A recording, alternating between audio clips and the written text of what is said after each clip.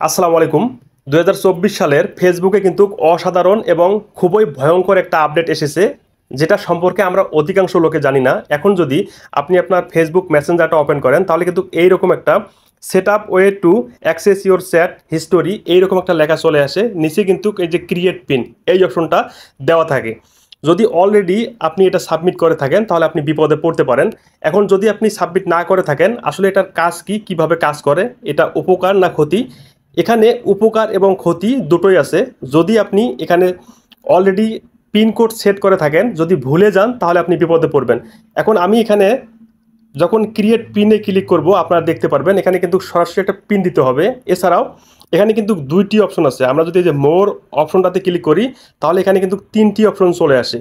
তো আমি আপনাদেরকে সাজেস্ট করব আপনারা এই যে ক্রিয়েট 6 ডিজিট পিন এখানে আপনারা ক্লিক করবেন। তার জন্য ক্রিয়েট পিনে প্রথমটাতে আপনারা ক্লিক করবেন। ক্লিক করার পর এখানে আপনার পছন্দ অনুযায়ী আপনি 6 ডিজিটের একটা সংখ্যা দিবেন। তো আমি আমার পছন্দ অনুযায়ী 6 ডিজিটের একটা সংখ্যা দিয়ে দিলাম। এটা আবার আপনাদেরকে দিতে হবে। তো সেমভাবে আপনারা দুইবার দিবেন।